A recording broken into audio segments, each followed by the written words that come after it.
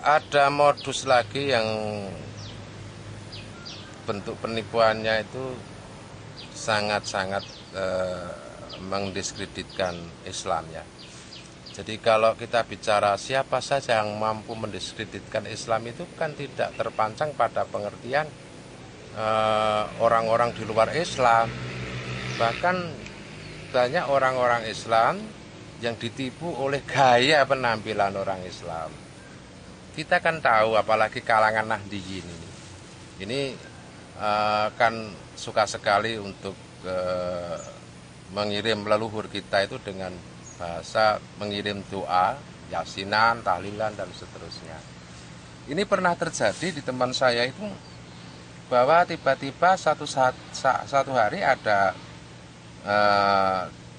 orang, tidak hanya satu tapi 2-3 itu datang ke rumahnya yang memberitahukan bahwa salah satu di antara 3 ini bermimpi bertemu orang tuanya teman saya itu yang sudah meninggal.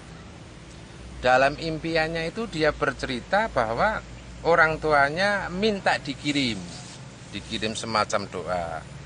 Nah, teman saya ini karena merasa bahwa selama hidupnya ini jarang mengirim doa kepada leluhur atau orang tuanya yang sudah meninggal, ketika mendengar cerita yang sangat meyakinkan itu, sebab dia tahu entah ceritanya dari mana dia bisa membuat ciri-ciri ketemu orang tua teman saya itu cocok semuanya.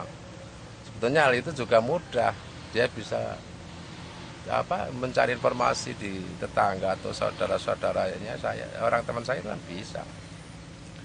Nah, karena itu kemudian dia merasa berdosa teman saya ini kepada orang tua, sehingga ditanyakan saya harus apa, kan begitu.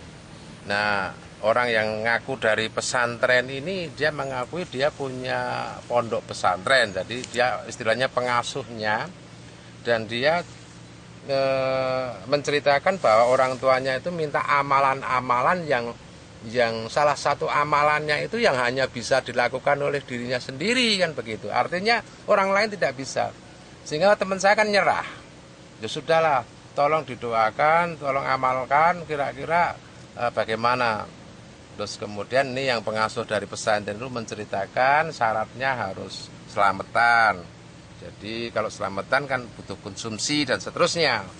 Sehingga disinyalir itu paling tidak ada minimal 40 anak atau 40 santri untuk disiapkan untuk bermujahadah. Sehingga dibebankan kepada teman saya itu biaya konsumsi dan akomodasinya itu cukup banyak. Ya paling tidak kurang lebih 1 jutaan lah gitu. Nah, karena teman saya juga percaya ini dikasih orang itu, terus mongso bodoh.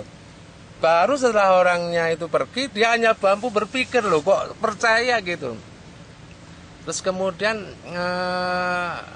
ini sebetulnya modus penipuan yang paling efektif, mudah untuk dilakukan para penipu-penipu itu untuk pura-pura mimpi ketemu leluhur.